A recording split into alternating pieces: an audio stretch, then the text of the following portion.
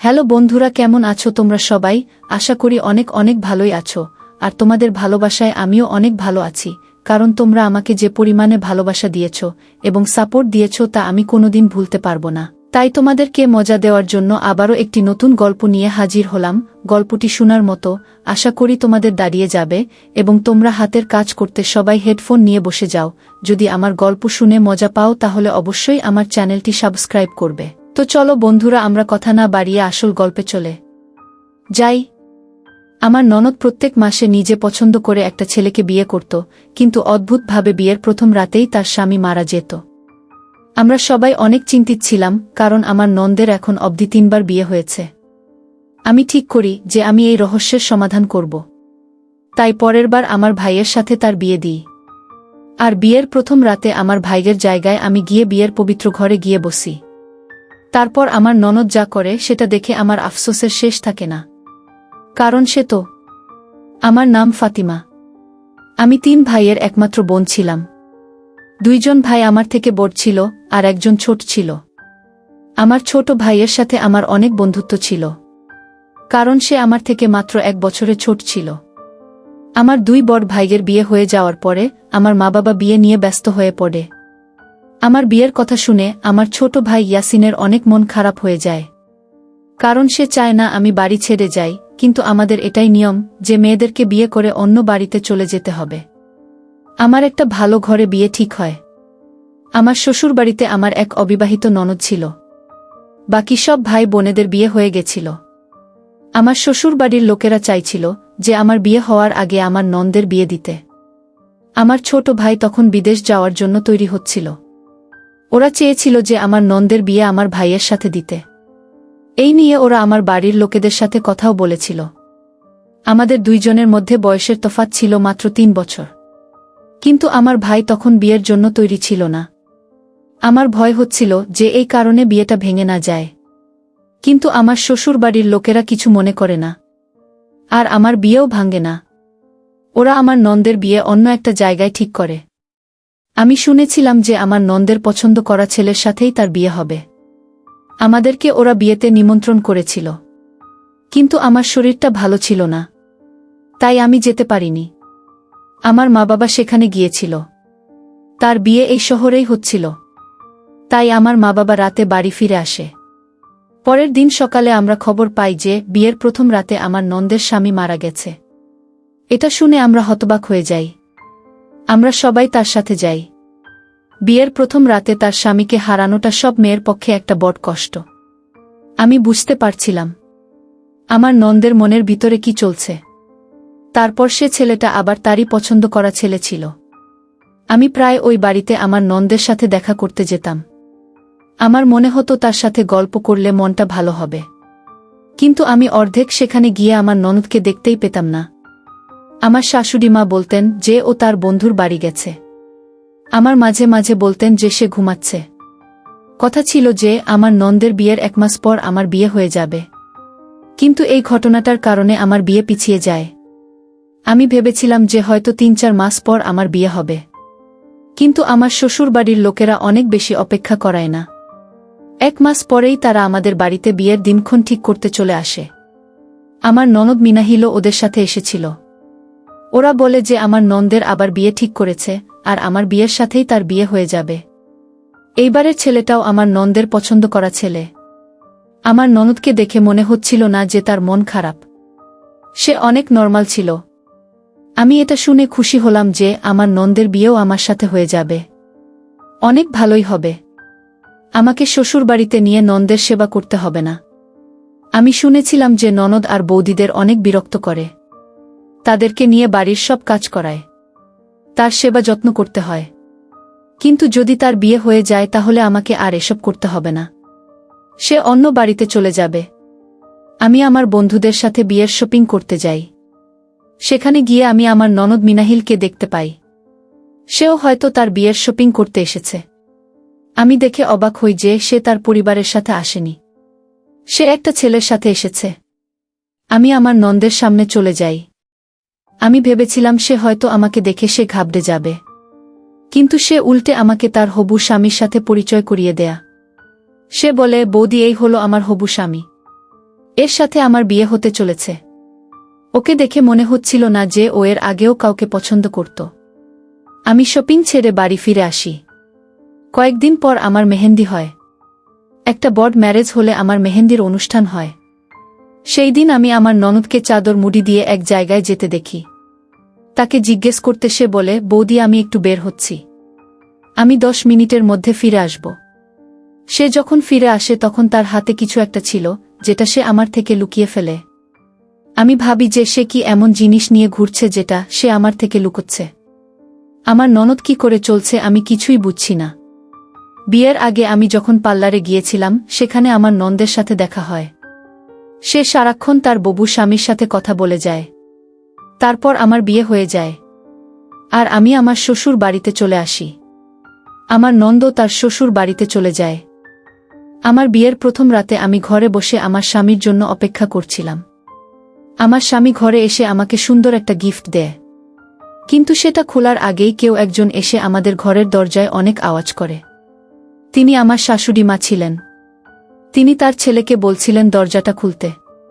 আমার স্বামী তাড়াতাড়ি গিয়ে দরজাটা খোলে, আর আমার শাশুড়ি মা তার ছেলেকে ধরে কাঁদতে শুরু করে। আমার স্বামী জিজ্ঞেস করে, মা কি হয়েছে, তুমি কেন কাঁদছ? মা বলে, সব শেষ হয়ে গেছে। তোর বোনের শ্বশুর বাড়ি থেকে ফোন এসেছিল। মিনালের স্বামীর শরীরটা অনেক খারাপ করেছিল, সে একটু আগে মারা গেছে। এটা শুনে আমি হতবাক হয়ে তাকিয়ে থাকি। এটা কি করে হতে পারে? দ্বিতীয়বারে একই ঘটনা কি করে ঘটতে পারে? আমার শ্বশুর বাড়ির সবাই যে অবস্থায় ছিল সেই অবস্থায় আমার ননদের শ্বশুর বাড়ি চলে যায়। আমি বাড়িতে একা রয়ে যাই। আমার একটু রাগ হচ্ছিল যে আমার ননদ সবসময় সুখে ব্যাগডা ঘটাচ্ছে, কিন্তু তারপরের মুহূর্তেই আমার তার জন্য অনেক মন খারাপ হয়। সে 2 বার তার স্বামীকে হারালো, তাও আবার বিয়ের প্রথম রাতেই। তার কষ্ট অনেক বেশি। আমার ননদের কথা ভাবতে আমার সারারাত ঘুম হয় না। বিয়ের প্রথম রাতে 2 জন স্বামী মারা যাওয়া এটা কোনো সাধারণ ঘটনা নয়। সকালে আমার শ্বশুর বাড়ির সবাই বাড়ি ফিরে আসে। ওরা তাদের সাথে মিনালকেও নিয়ে আসে। সে তখনও বিয়ের পোশাক পরেছিল। আমি ভেবেছিলাম সে হয়তো কাঁদতে কাঁদতে আসবে, কিন্তু তার চোখ একটুও পানি দেখতে পেলাম না আমি। সে চুপচাপ দাঁড়িয়েছিল, কারোর সাথে কোনো কথা বলছিল না। আমার শাশুড়ি মা বলেন যে ও এখন নিজের মধ্যে নেই, সে তার ঘরে চলে যায়। আমি তার জন্য খাবার বানিয়ে নিয়ে যাই। আমার ভয় হচ্ছিল সে খাওয়া দাওয়া ছেড়ে না দেয়, কিন্তু আমি খাবার নিয়ে যেতে সে চুপচাপ খেয়ে নেয়। 10 থেকে 15 দিন পর সে আবার নরমাল হয়ে যায়, আবার বন্ধুদের সাথে বাইরে যেতে শুরু করে। আমার শ্বশুর বাড়ির কেউ তাকে আটকায় না। আমার শাশুড়ি মা এটা দেখে অনেক খুশি হয়েছিলেন যে তার মেয়ে আবার সাধারণ জীবনযাপনে ফিরে এসেছে। আজকাল সে প্রায় বাইরে বের হতো, এখন তো আমার শাশুড়ি মাও তার মেয়ের সাথে বের হতে শুরু করে। একদিন আমি তাদের পিছু নিই এটা জানার জন্য যে মা মেয়ে মিলে কোথায় যায় আর কি করে। আমি দেখি তারা একটা পার্কে যায়। সেখানে আগে থেকে একটা ছেলে বসেছিল। মা মেয়ে মিলে তার কাছে গিয়ে গল্প করতে শুরু করে। আমি তাদের সামনে চলে আসি। আমাকে দেখে তারা একটু অবাক হয়ে যায়। আমার শাশুড়ি মা বলেন যে মিনাহিল এই ছেলেটাকে ভালোবাসে, ও তাকে বিয়ে করতে চায়। আমি ভাবি আমার ননদ কিরকম মানুষ, প্রত্যেক মাসে তার একটা করে ছেলে পছন্দ হয়, আর তারা বিয়ে প্রথম রাতেই মারা যায়। তবে আমি এটা ভেবে শান্তি পাই যে সে এই বাড়ি থেকে চলে যাবে, কারণ আমার স্বামী সবসময় বলতো যে ভালো করে তার বোনের দেখাশোনা করতে। আমি সারাদিন তার সেবা করতেই ব্যস্ত থাকতাম। ও শ্বশুর বাড়ি চলে গেলে আমার কাজ অনেকটা কমে যাবে। আমার শাশুড়ি মা বাড়ির সবার সাথে ছেলেটার আলাপ করিয়ে দেয়, আর আমার ননদের বিয়ে তার সাথে পাকা করে। এই 12 বিয়ে হওয়ার কিছুক্ষণ আগে আমার ননদ চাদর মুড়ি দিয়ে কোথাও একটা বের হয়, আর আমাকে বলে যায় যে সে আধা ঘন্টার মধ্যে ফিরে আসছে। এটা আমি আগের 12 হতে দেখেছি। আমি ভাবি যে সে বিয়ের আগে কোথায় যায়। আমার ভয় হচ্ছিল সে যেন বাড়ি থেকে পালিয়ে না যায়, কিন্তু সে আধা ঘন্টা পরে ফিরে আসে, যেটা দেখে আমি নিশ্চিন্ত হই। তার বিয়ে হয়ে যায় আর সে তার শ্বশুরবাড়িতে চলে যায়।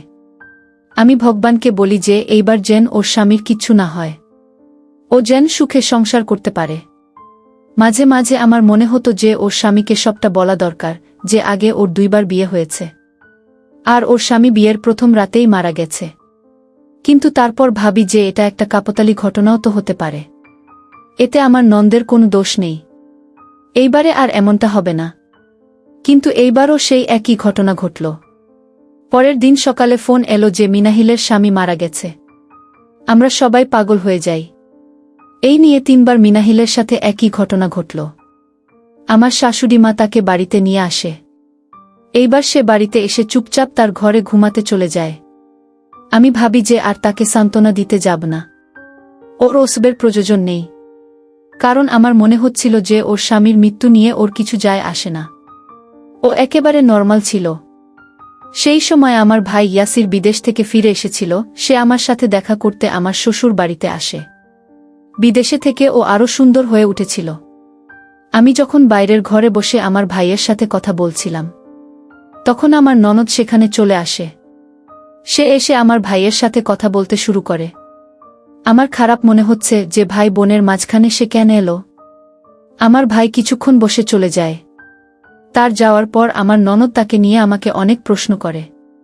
কিন্তু আমি তার কোনো প্রশ্নের উত্তর না দিয়ে সেখান থেকে উঠে যাই।